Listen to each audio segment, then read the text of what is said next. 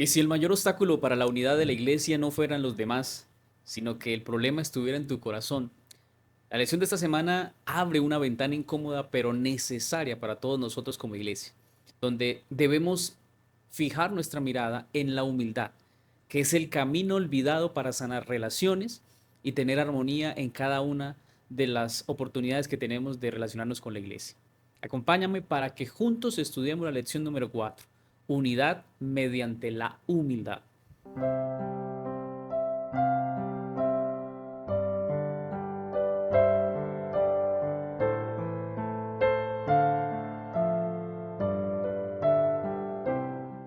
Antes de avanzar, vamos a pedir la bendición de nuestro Dios.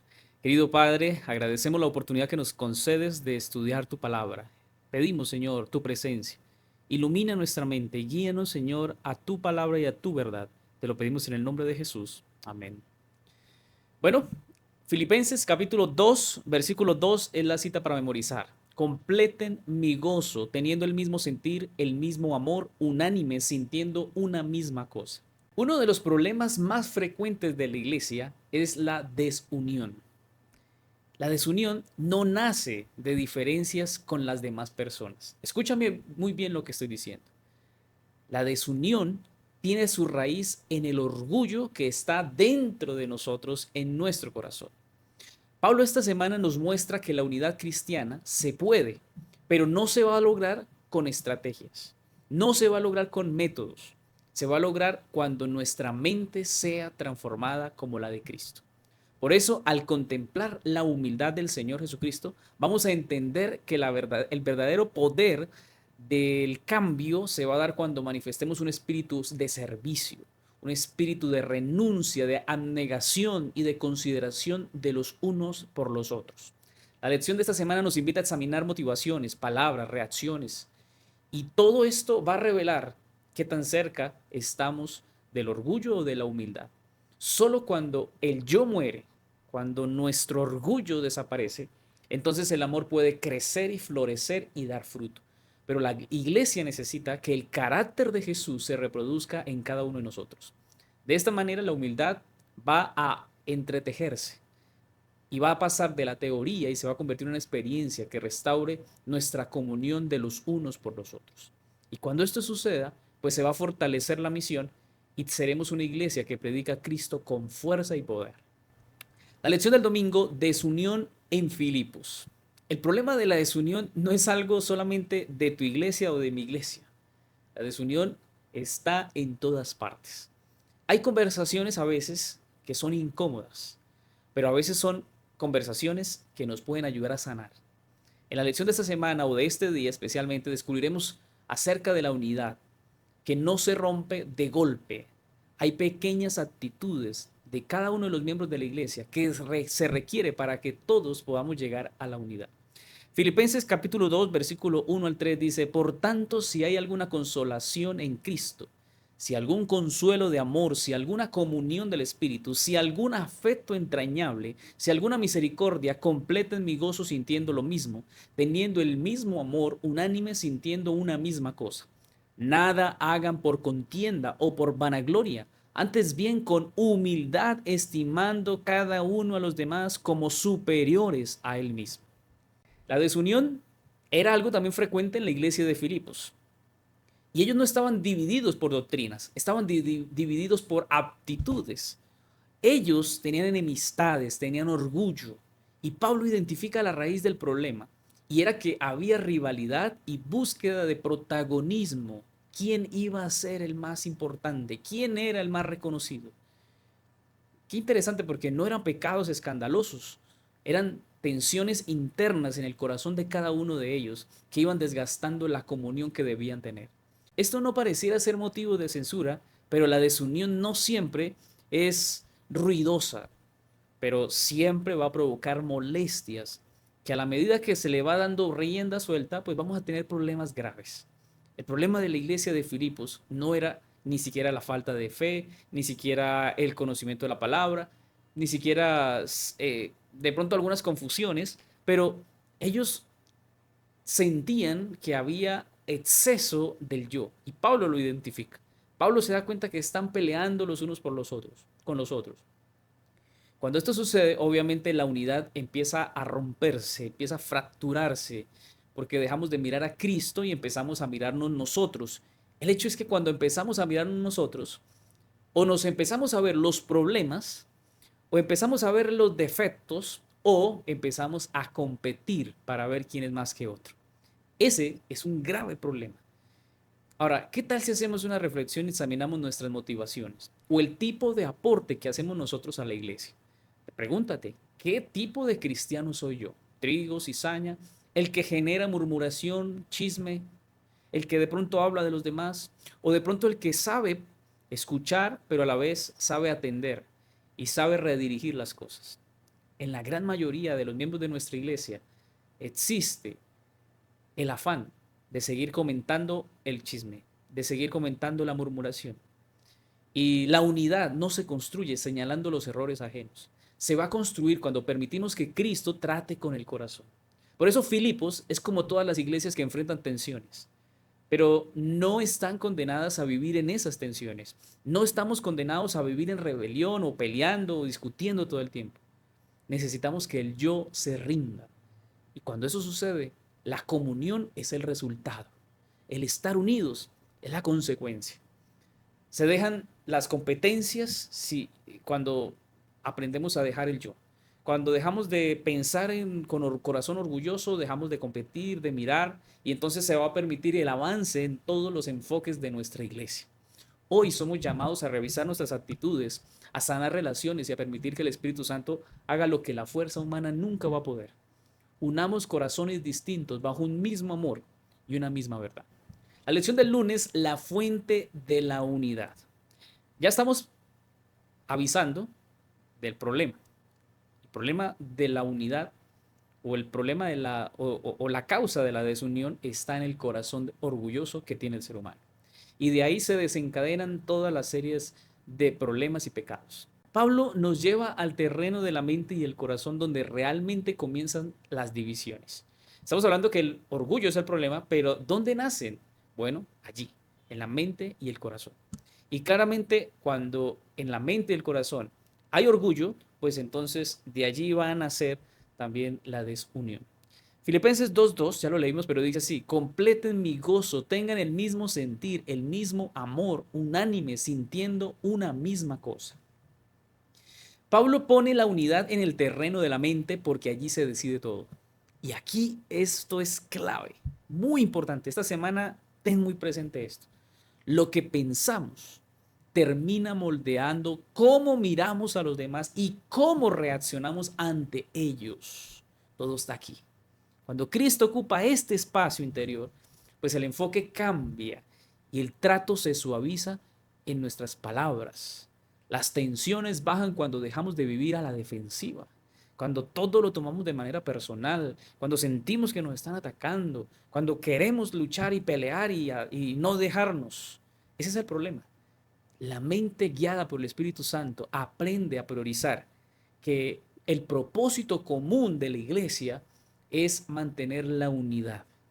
Pero pastor, tenemos muchos defectos. Sí, claro, tenemos muchos defectos. Pastor, cada uno piensa distinto. Cada uno piensa distinto. Entonces, retomemos.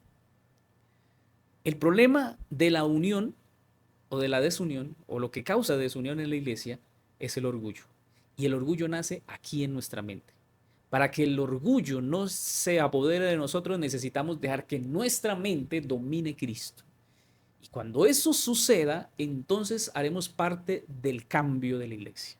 Haremos parte de la unión de la iglesia. La unidad se fortalece cuando como cristianos permitimos que Dios ajuste nuestra forma de pensar, nuestra forma de sentir, nuestra forma de responder ante las ofensas. Así nace una armonía que está sostenida por el amor y no por la obligación y no por el deber. La iglesia va a crecer cuando cada corazón, cuando cada hijo de Dios decide caminar bajo la influencia del Espíritu Santo y con una mirada centrada en Cristo y no en los intereses personales, no en el protagonismo, pues vamos a tener éxito. Filipenses 2:3 dice: nada hagan por egoísmo o por vanagloria, antes bien con humildad estimando cada uno a los demás como superiores a él mismo. Y este texto es fundamental. Mira, la humildad es el clima donde la unidad se mantiene. Si tú quieres que la unidad se mantenga en la iglesia, necesitamos un corazón humilde, porque si hay orgullo, la unidad se pierde. Pablo sabe que el orgullo crea distancia aún entre personas sinceras. Y tú dirás, pastor, ¿por qué hay tanta división y problemas en la iglesia? ¿O será solamente en mi iglesia que pasa eso? No, déjame decirte que pasa en todas. Porque somos seres humanos, porque somos distintos, porque somos diferentes, porque pensamos diferente. Pero cuando el yo se exalta, pues obviamente la comunión, la unidad se va a debilitar poco a poco. Y en la iglesia hay personas sinceras, hay personas que aman a Dios, pero su lucha, su problema es el orgullo. Y esto, hermanos, deberían escucharlo muchas personas, porque muchos hermanos creen, y qué maravilloso que se da esta oportunidad, esta lección, porque muchos hermanos creen que así están bien. O sea, que siendo, reprimiendo, atacando, hablando, haciendo daño, usando palabras hirientes, así están bien. Hay gente que piensa eso. Y piensa que todo el mundo tiene que cambiar, pero él no, esa persona no, cree que está bien. Qué terrible.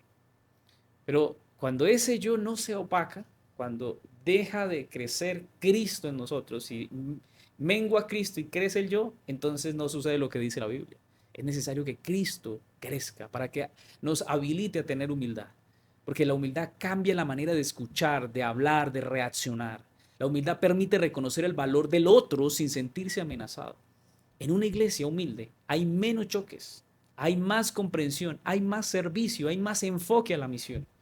Las diferencias no van a desaparecer, obviamente, pero se manejan con respeto y con amor, porque estamos todos unidos y enfocados en Cristo.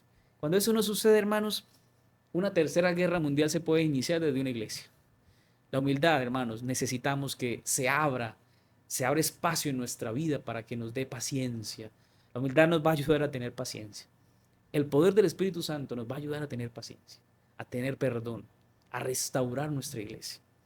Cuando nosotros permitamos a Cristo morar en nuestra mente, entonces la consecuencia va a ser humildad. Y la consecuencia de la humildad es la unidad como iglesia. El versículo 4 de Filipenses 2 dice, no mirando cada uno por lo suyo propio, sino cada cual también por lo de los otros. Piensa tú en este momento, ¿cuándo fue la última vez que te preocupaste por alguien? Bueno, seamos un poco más concretos, porque puede ser que nos preocupemos. Quiero ir más allá. ¿Cuándo fue la última vez que hiciste algo por alguien? No pensaste, lo hiciste. Cuando hiciste algún bien por una persona, cuando te preocupaste por esa persona, incluso invertiste algo para darle a esa persona que necesitaba. Pablo lleva la unidad a la vida diaria y lo lleva a mirar por los demás, que de esta manera, cuando miramos a los demás como superiores, como especiales, como criaturas de Cristo, como hijos de Dios, pues hermanos, ahí empieza a cambiar nuestra manera de pensar. Porque empezamos a decir, esa persona con la que de pronto tengo una rencilla en este momento, tengo que verla como un candidato para el reino de los cielos. Yo siempre le digo a las personas cuando encuentro que están discutiendo, yo les pregunto, ¿tú crees que la persona con la que tienes una rencilla va a ir al cielo? Sí, claro. Bueno, ¿y qué tal si llegan los dos al cielo? Van a seguir peleando. Siempre en la iglesia van a haber rencillas, pero somos sinceros, tenemos un corazón sincero, queremos ir al cielo. El problema es qué estamos haciendo, en qué estamos trabajando para que podamos ser moldeados y que Cristo nos ayude. Cuando como cristianos aprendemos a interesarnos genuinamente por las cargas ajenas, cuando nos preocupamos por el que sufre, por el pobre, por el que desfallece, pues la iglesia se va a volver en un espacio de cuidado, en un espacio donde vamos a ayudarnos los unos a los otros. Este interés nace del amor que Cristo despierta en el corazón de cada uno de nosotros. Por eso como cristianos debemos aprender a escuchar, debemos aprender a acompañar a las personas, a estar presentes en esos momentos difíciles, a crear lazos de amistad profundos. La unidad se va a sostener cuando cada uno de nosotros entienda que de forma particular y personal debemos ayudarnos los unos a los otros. Pero eso va a pasar después de que Cristo reine en nuestra mente. Una iglesia que vive de esta manera va a tener testimonios poderosos del amor de Dios. Va a poder testificar a otros de lo importante que es amarnos, ayudarnos. El amor se va a volver algo visible, la fe se va a fortalecer en la iglesia y nos vamos a enfocar en la misión de salvar almas que necesitan de Jesús. Pero mientras estemos peleando y estemos más preocupados por cómo nos vestimos, por cómo hacemos, por cómo tenemos, por qué comemos, y ponemos peros a todo, pues sencillamente nunca vamos a salir a predicar. Quizás por eso muchas iglesias hoy no hacen la obra misionera. Muchos hermanos no hacen la obra misionera. ¿Por qué? Porque estamos perdiendo el tiempo discutiendo y peleando. En algún momento escuché a una persona que tenía cáncer. Se estaba muriendo. Había tenido una rencilla con una persona. Y esa hermana me decía, pastor, estando en la cama de un hospital, con cáncer, muriéndome, sin esperanzas, entendí que uno en la vida no está para pelear con nadie. Uno en la vida está para disfrutar a las personas. Y estando allí, pastor, mi corazón se arrugó y entendí que debía buscar a esa persona, pedirle perdón. Pastor, me decía ella en su manera de reflexionar, me decía, pastor, cuando uno está enfermo, entiende que ninguna pelea vale la pena. Y a mí eso me impactó muchísimo, porque es cierto, nadie que está en un hospital perdiendo su vida, luchando para aferrarse a la vida, estará pensando en con quién va a pelear. No. Un enfermo, una persona que está a punto de morir, no está pensando en con quién voy a pelear o guardando rencores o rencillas. No. Y ella me decía, ojalá la iglesia tuviera que pasar por lo que yo pasé, porque yo fui sanada, más que del cáncer, fui sanada del orgullo, fui sanada del rencor, fui sanada de la lepra, de la envidia. Y bueno, creo que sí necesitamos ser sanados, principalmente del problema más grande que tiene el ser humano, que es el orgullo. La lección del martes, implante cerebral o cirugía mental. Esto entra a un tema consecuente a lo que hemos mencionado anteriormente. Entonces, el problema más grande del ser humano es el orgullo. Eso está en el problema en el corazón y en la mente de cada uno de nosotros. Para que eso se pueda quitar, la pregunta de la lección es, ¿hay que hacer un implante o hay que hacer una cirugía? Te pregunto, ¿qué debemos hacer? Bueno, Pablo aquí va a tocar un poco el tema. Y él sabe que el verdadero problema no está en lo que hacemos. Lo exterior es consecuencia de lo que hay adentro. Pablo sabe que el problema está en nuestra mente. Por eso nos lleva al terreno más delicado, la mente, donde Dios quiere obrar de verdad. Dios te habla a ti a través de tu mente, pero Satanás también puede influir para que todo lo que escuches, veas, comas, hagas, influya para que negativamente te perjudique. Filipenses 2:5 dice, tengan en ustedes este sentir que hubo también en Cristo Jesús. ¿Cuál es el sentir que hubo en Cristo? Bueno, Pablo no propone una mejora superficial, propone una transformación que es completa. La fe es necesario, hermanos, que lo entendamos como una manera en que no consiste en añadir ideas nuevas a una mente vieja. Necesitamos permitir que Cristo forme una manera distinta de pensar. Como cristianos, no podemos adornar o arreglar o pintar lo de afuera. Tenemos que hacer un cambio completo en nuestra manera de ser, en nuestra manera de pensar. Muchas veces queremos un implante rápido. Quizás que nos den un consejo, que nos digan una frase, escuchar una reflexión, de pronto sentir una emoción espiritual momentánea, pero Dios apunta a algo más profundo, a una obra que toca motivaciones, reacciones, deseos, nuestra manera de ver las cosas. Cuando la mente comienza a alinearse con la mente de Cristo, pues sencillamente las decisiones van a cambiar desde adentro. El carácter se va moldeando con paciencia y en verdad. Esta transformación ocurre por la fuerza del poder del Espíritu Santo que nos va llevando a la libertad. Pensar como Cristo redefine nuestras prioridades y ordena el corazón. Para entender esta transformación, Pablo dirige la mirada directamente a la actitud de Jesús. Y mira lo que dice en Filipenses 2:6, el cual siendo en forma de Dios, no estimó el ser igual a Dios como cosa a que aferrarse. Jesús vivió con una mente libre. Y mira esto, Jesús, aunque es Dios, no se aferró a privilegios ni a posiciones. La seguridad estaba en que iba a hacer lo que el Padre le indicaba. Esta forma de pensar muestra la confianza y la profunda relación que tenía el Padre y el Hijo. Cuando esa mentalidad empieza a tomarse o a formarse mejor en nosotros, disminuye la necesidad de controlar todas las cosas. Y ese es el problema que tenemos. Queremos que todo esté bajo control a nuestro mando. Cuando algo se sale de la línea, cuando algo se sale del carril de nuestra vida, entonces empezamos a perder la paz. Nos estresamos, sufrimos de ansiedad, sufrimos de depresión y nos dejamos llevar por el afán de las cosas. La ansiedad pierde fuerza y la fe va a ganar estabilidad cuando dejemos que Cristo reine. Pablo muestra que la mente transformada no vive defendiendo derechos. La mente transformada confía en Dios y eso es lo que necesitamos hacer. Saben, hermanos, una mente segura en Dios no necesita imponerse, no necesita ser tosca, no necesita ser grosera. Una mente como la de Cristo, dirigida por Dios, aprende a caminar con humildad, aprende a hacer lo que Dios dice. Esa forma de pensar se expresó de manera concreta en la vida de Jesús. Y es lo que Filipenses 2:7 también dice, sino que se despojó a sí mismo tomando forma de siervo, hecho semejante a los hombres.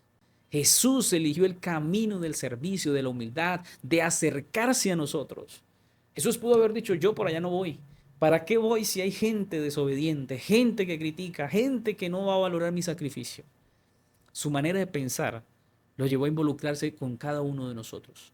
Su manera de pensar nos muestra a nosotros que cuando Cristo transforma la mente, aprendemos a ser como Él y aprendemos a dirigirnos al servicio.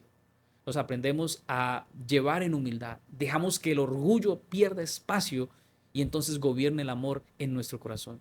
La iglesia se va a fortalecer cuando esta mentalidad se viva de manera diaria, no de un día a la semana o de una vez al mes o de vez en cuando. La mente que se renueva por la fuerza del Espíritu Santo genera relaciones sanas en la iglesia, relaciones sanas en el hogar. Hay gente que vive en unidad en la iglesia, pero en su casa vive en un calvario. O hay gente que en su hogar viven una felicidad, pero llegan a la iglesia y allá se vuelve un calvario. Y saben, necesitamos adquirir la mente de Cristo. Y esa va a ser nuestra siguiente lección. La lección del miércoles, la mente de Cristo. Saben, hermanos, que acá hay algo muy importante. La vida cristiana no se sostiene con buenas intenciones. La vida cristiana no son de buenas intenciones. No es de yo lo intenté, yo quise. La vida cristiana debe ser de cambios reales. Y puede ser que sí, tengamos una lucha, pero necesitamos aferrarnos a Cristo y soltar todo lo que nos separa de Cristo. Pablo sabe que todo empieza en la mente y allí se decide cómo reaccionamos, cómo tratamos a los demás, cómo caminamos con Dios. Por eso nos invita a mirar de cerca la mente de Cristo, la forma en que Cristo obró, actuó, vivió. Y veamos lo que dice el versículo 5, ya lo leímos, pero recordémoslo. Tengan en ustedes este sentir que hubo también en Cristo Jesús, el cual siendo en forma de Dios no estimó el ser igual a Dios como cosa a que aferrarse. Se despojó a sí mismo tomando forma de siervo, hecho semejante a los hombres. Pablo presenta la mente de Cristo como ese modelo que define la experiencia de nosotros los hijos de Dios. No habla de una idea abstracta, habla de una forma de pensar que se aprende en la relación diaria con Dios. La mente de Cristo se expresa en humildad, se expresa en confianza y disposición a servir y a hacer lo que Dios dice. Cuando esta manera de pensar comienza a formarse, pues van a empezar a cambiar en nosotros las prioridades, se van a ordenar nuestros afectos y vamos a darnos cuenta que las relaciones impulsivas pierden fuerza, que el amor empieza a ganar espacio y empezamos a actuar de otra forma. Y empezarán las personas a decir, a usted en la iglesia, en ese lugar le lavaron el cerebro. Y eso es realmente lo que usted necesita que la gente llegue a decir. Yo recuerdo cuando llegué a la iglesia y uno de los cambios radicales que tuve que hacer fue las amistades, algunos hábitos que tenía. Y inmediatamente cuando esto empezó a suceder, las personas, amigos cercanos, empezaron a decir, a usted le lavaron el cerebro. Y yo recuerdo mi respuesta en ese momento. Yo dije, y bien lavado que quedó, porque necesitaba ese lavado. Necesitaba desocupar toda la basura en mi mente. Pensar como Cristo, hermanos, debe ayudarnos a transformarnos. Ahora, no significa que ya mi mente quedó lavada y ya no hay que sacar nada. Todos los días tengo que decir al Señor, Señor, lava mi mente. Señor, cambia mi forma de ser, cambia mi manera de pensar, cambia mi carácter. Ayúdame a ser tu instrumento. Esta obra no ocurre de manera automática, ni completa. No es que ya hoy oré para que el Señor cambie mi mente, mi forma de ser, mi forma de actuar, mi orgullo, mis cosas, y ya, todo pasó de manera automática y de inmediato. No, esto requiere tiempo, requiere oración, requiere entrega, requiere que nosotros entreguemos nuestra voluntad a Dios. Y la mente renovada se va moldeando en el contacto diario con la palabra de Dios, en la dependencia y en la influencia del Espíritu Santo. Solo así se puede. La mente de Cristo se manifestó en una vida de servicio. Jesús, que es nuestro mayor ejemplo, vino a servir y vino a enseñarnos que para que usted y yo podamos tener una parte especial en el cielo, necesitamos humillarnos aquí, necesitamos servir aquí. Porque el que quiera ser grande tiene que servir primero. El que quiera ser el primero tiene que ser el último. Jesús eligió involucrarse caminando junto a otros, hacerse accesible a la humanidad, estar en medio de los leprosos, de los enfermos, de los endemoniados. Y su forma de pensar lo llevó a actuar de una manera especial. Cuando Cristo transforma nuestra mente, hermanos, va a suceder exactamente lo mismo que sucedió con Jesús. No vamos a tener rencillas con nadie. No vamos a estar enfocados en a quién le voy a hacer daño o de quién voy a hablar. O de pronto me voy a quedar quieto. No, Jesús no se quedaba quieto. En algún momento escuché que el promedio de por los viajes que se registran en la Biblia, se dice que el promedio de lo que caminaba Jesús diariamente eran más de 20 kilómetros diarios que caminaba Jesús. Jesús no vino a quedarse quieto. Jesús no vino para que lo atendiera. Su mente, por eso debemos tener la mente de Cristo, porque también debemos tener esa actitud de salir y hacer la obra, de salir y hacer lo que Cristo hizo, de tratar a las personas como Jesús las trataba. La iglesia se va a fortalecer cuando cambiemos de mentalidad, cuando dejemos que Cristo nos transforme. Necesitamos que el orgullo pierda espacio en nuestra mente. Necesitamos que se debilite, que sea escaso el orgullo. Porque necesitamos que Cristo se forme en nuestro corazón, en nuestra mente, para tener relaciones más sanas en la iglesia, para tener un mejor hogar, para ser mejores padres, para ser mejores hijos. Necesitamos una lucha, tenemos una lucha, hermano, y necesitamos luchar al lado del Señor. Porque hay cosas que a veces son difíciles, pero solo el poder de Cristo, solo la mente de Cristo, la manera en que Jesús pensaba, puede ayudarnos a sobrellevar las luchas que tenemos en nuestra mente. La lección del jueves, el misterio de la piedad. Bueno, hay verdades que aparecen en la Biblia y hay algunas que se explican y otras que se convierten en un misterio. Y Pablo llama misterio a una experiencia de lo que estamos viendo en Filipenses capítulo 2. Y se habla de una experiencia que se revela en la vida de Cristo. Y mira lo que dice 1 Timoteo 3:16. E indiscutiblemente grande es el misterio de la piedad. Cuando Pablo habla de la piedad, la presenta como la realidad que nace de la relación que debemos tener con Dios. Es un misterio porque no se produce por esfuerzo humano, no lo vamos a entender. No vamos a poder comprender por qué Dios, siendo Dios, toma la forma visible en la encarnación, se hace hombre y viene a la tierra a estar con nosotros. Jesús decidió acercarse, a hacerse presente, a caminar entre nosotros. Es decir, es un misterio porque no se produce por esfuerzo humano. Es la obra de Dios en el corazón. La piedad toma forma visible en la encarnación de Cristo. Dios decidió acercarse, hacerse presente, caminar entre nosotros y lo hizo en Jesús, donde Jesús, siendo divino, vino a acercarse, vino a ser accesible a nosotros los seres humanos. Cristo compartió la experiencia humana, enfrentó tentaciones, cansancio, dolor, y el misterio de la piedad se revela en esa cercanía, porque Dios no habló con palabras, No gritó desde el cielo, yo los amo. Jesús vino a la tierra, se humilló a sí mismo, fue llevado a la peor muerte, a la muerte maldita de la cruz. Y desde la cruz te dijo te amo. Si no hay alguien, si ha habido alguien que ha demostrado su amor de una manera tangible, real, directa, ha sido Jesús.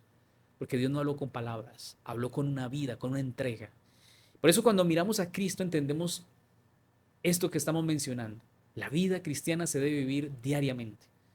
Porque Jesús nos expresó en su amor, en su compasión, en su verdad, en su encarnación. Nos mostró el misterio de la piedad. O nos habló de ella. Y nos muestra que el misterio de la piedad fue la manera en que Cristo se vino a la tierra a hacerse hombre y a estar en medio nuestro. Es probable que no lo entendamos. Por eso Pablo profundiza aún más y nos lleva al corazón de esa experiencia. Y el versículo 6 dice, Cristo Jesús, el cual siendo en forma de Dios, no consideró el ser igual a Dios como algo a que aferrarse. Se despojó a sí mismo, tomando forma de siervo, hecho semejante a los hombres y estando en la condición de hombre, se humilló a sí mismo, haciéndose obediente hasta la muerte y muerte de cruz. Este pasaje muestra que aquí hay algo muy importante acerca de la renuncia y de la fidelidad de Cristo para salvarte a ti, en ese plan de salvación. Creo que es importante que en Cristo veamos que una vida completamente rendida a Dios transforma el sufrimiento en salvación y revela el corazón mismo del Evangelio. Necesitamos como iglesia aprender a tener la mente de Cristo, aprender a ser como Jesús. Si Jesús hubiese tenido orgullo en su corazón, Jesús hubiese dicho, yo para qué voy a morir por esos pocos pecadores. Yo para qué voy a la tierra si allá lo único que hacen es burlarse de mí. Yo para qué voy a la tierra si yo soy superior a todos ellos, a todos esos seres humanos. Yo para qué voy a la tierra si puedo simplemente eliminarlos y puedo crear otros. Jesús no pensó con orgullo. Y posiblemente tú digas, pastor, pero ¿y yo qué voy a hacer? ¿Cómo voy a amar a ese hermano si ese hermano me ha hecho esto, me ha hecho lo otro? ¿Qué tal si Jesús hubiese pensado como tú piensas? ¿Qué tal si Jesús nos hubiese reprochado todo lo que hemos hecho? ¿Jesús hubiese venido a morir por nosotros? Yo creo que no. Por eso Jesús nos da el ejemplo y nos invita a tener la mente de Cristo, a ver su ejemplo y a dejarnos gobernar por la humildad, a eliminar, a erradicar por completo el orgullo, el yo, y dejemos que Cristo more en nuestra mente y en nuestro corazón. En la lección del viernes para estudiar y meditar. Aquí leeremos lo que dice manuscrito 36 de 1885. Cuando estamos recibiendo un entrenamiento como lo hizo Moisés en la escuela de Cristo, ¿qué aprenderemos? ¿Envanecernos, tener una opinión exaltada de nosotros mismos? Cuanto más aprendamos en esta escuela, más avanzaremos en mansedumbre y humildad de espíritu. No debemos sentir que hemos aprendido todo lo que vale la pena saber. Debemos hacer el mejor uso de los talentos que Dios nos ha dado para que cuando pasemos de la mortalidad a la inmortalidad, no dejemos atrás lo que hemos alcanzado, sino que podamos llevarlo con nosotros al otro lado. A través de las incesantes edades de la eternidad, Cristo y su obra de redención serán el tema de nuestro estudio. Si tú no eres humilde aquí en la tierra, no vas a poder estar en el cielo. Porque, recordemos, primero que lo que necesitamos es aprender a ser humildes. Pero para que la humildad sea una realidad, necesitamos adquirir la mente de Cristo, el sentir de Cristo. Por eso Pablo nos invita a que haya el mismo sentir que hubo en Cristo. ¿Cuál fue el sentir que hubo en Cristo? Que Él, siendo Dios, no escatimó el ser igual a Dios. No se aferró a eso, sino que vino a morir por nosotros. Es decir, nos demuestra su humildad. Y la humildad de Cristo no nació por una acción de un momento. Su humildad nace en su mente porque esa es su forma de ser. Y como tú y yo queremos seguir a Jesús, necesitamos aprender de esa humildad. Por eso, para que en la iglesia haya unión, necesitas tú tener un corazón humilde. Y para que haya un corazón y una mente humilde, necesitamos ser influenciados por el Espíritu Santo. Y para ser influenciados por el Espíritu Santo, tenemos que poner nuestra mirada, nuestros ojos, nuestra vida en Cristo Jesús. ¿Saben? Esta cita resume con profundidad el mensaje central de la lección. Porque a lo largo de la semana hemos visto que la vida cristiana comienza en la mente y se desarrolla en una relación continua de aprendizaje en Cristo. La experiencia de Moisés que muestra ese proceso en donde 40 años estuvo en Egipto y ahora 40 años en el desierto y aprendió de manera correcta lo que era ser humilde. Y la Biblia registra en número 12 que no había nadie más humilde o más manso, que es algo similar. Nadie había más manso en toda la tierra que Moisés. ¿Dónde lo aprendió? En el desierto, en la soledad, en la relación directa con Dios. Allí no aprendió a exaltarse, allí aprendió a vaciarse de sí mismo, allí aprendió a obedecer, a hacer caso. La lección nos mostró que tener la mente de Cristo implica que seamos humildes. Y la humildad me va a llevar al servicio, a la obediencia y a la unidad. Cuanto más auténtico es el aprendizaje, es mucho más la mansedumbre. Cuanto más te relaciones con Jesús, más vas a ser humilde. El que más conoce de Cristo, más sencillo es, más humilde es. No presume, no juzga, no cuestiona. Por eso no existe un punto de llegada donde podamos decir, ya lo logré, ya es suficiente todo lo que yo sé. Porque la mente de Cristo siempre sigue aprendiendo, siempre sigue siendo moldeada. Todo lo que se aprende en la escuela de Cristo tiene también valor, porque nada de lo que Dios forma en el carácter se pierde. Todo lo que aprendemos por el Señor vale la pena. Y la primera lección que tenemos que aprender en esta semana es aprender a ser humildes. Pídele a Dios que te dé humildad. Pidámosle a Dios que nos ayude. Y por eso, hermanos, Cristo va a seguir siendo el centro de nuestro aprendizaje por toda la eternidad. Porque cuando Cristo llega a ser, o su mente llega a ser una realidad en nosotros, cuando la mente de Cristo sea una realidad en nuestra mente, cuando pensemos como Jesús, cuando amemos como Jesús, cuando respondamos como Jesús, cuando actuemos como Jesús, estaremos aprendiendo en su escuela. El asunto es que la escuela tiene otro grado, tiene otro sucursal, otra sección, y es en el cielo. Allí también seguiremos aprendiendo de la humildad de Cristo. No creas que ya te la sabes todas, porque la mente de Cristo no solo nos prepara para vivir mejor aquí. La humildad y la mente de Cristo nos prepara para seguir creciendo para siempre, para que junto con los ángeles un día lleguemos allí. Ellen White dice que los ángeles se sirven los unos a los otros, se pelean por quién sirve más. Obviamente no por presumir, no por nada, sino porque, y cuando digo pelear, quizás daño lo que estoy diciendo, pero ellos aman servirse los unos a los otros. La lección nos invita, hermanos, a permanecer como estudiantes en la escuela de Cristo, con un corazón que se deje enseñar, con un corazón que retire y deje que el orgullo se aparte, con una mente rendida a Cristo, con una vida dispuesta a reflejar al Señor Jesús en todo y para todo. Hoy quiero invitarte para que en esta lección coloques allí en los comentarios, ahí abajo, coloques: Padre, llévame a tu escuela y dame la mente de Cristo. O Padre, enséñame en tu escuela y dame la mente de Cristo. Cualquiera de las dos. Pero digámosle esta semana al Señor que nos ayude a tener la mente de Cristo Jesús. Quiero invitarte para que oremos y finalicemos este estudio. Querido Padre, gracias, Señor, por tus bondades.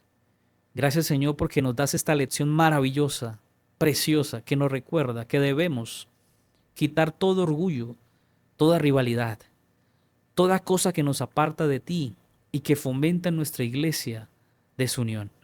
Necesitamos a Jesús, que reine y more en nuestra mente y corazón, que sea quien nos conduzca a actuar, hablar y ser como tú eres. Señor, ayúdanos, lo necesitamos. Necesitamos ingresar a tu escuela para ser formados, para que nuestro carácter se forme como el de Cristo. Hoy, Señor, oramos y agradecemos por esta lección y pedimos tu bendición. Ayúdanos en el nombre de Jesús. Amén.